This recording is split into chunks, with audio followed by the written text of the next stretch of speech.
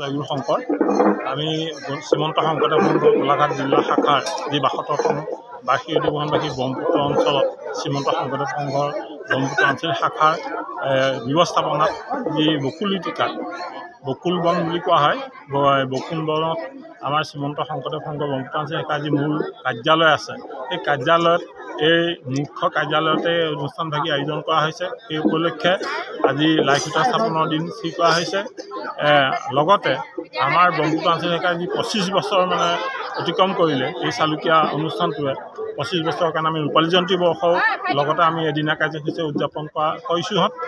আৰু সেই উদ্দেশ্যে আজি দুয়োটা কাৰ্যসূচী জিলা শাখাৰ যি ৭২ সংখ্যক অধিৱেশন আৰু ৰূপালী জয়ন্তী বৰ্ষ, এই দুয়োটা অনুষ্ঠানৰ আজি পবিত্ৰ লাইখুটা স্থাপন কৰা হৈছে।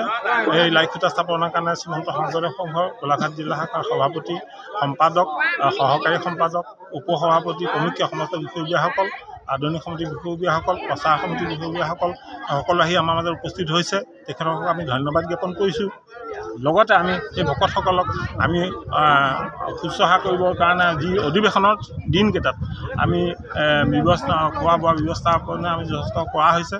সেইমতে যথেষ্ট ব্যক্তিয়ে ৬-৭জন ব্যক্তিয়ে আমাক অন্নদান দিছে আৰু মণ্ডপ আমাৰ তৈয়াৰ কৰা হৈছে, হ'ব চৌকা তৈয়াৰ কৰা হ'ব। এই গোটেইখিনি কথা আমি এভাগী অস্থায়ী নামঘৰ আমাৰ নাই, আঞ্চলিক শাখা নামঘৰ নাই, নথকাৰ কাৰণে এভাগী অস্থায়ী নামঘৰো এয়া প্ৰস্তুত কৰি থকা হৈছে।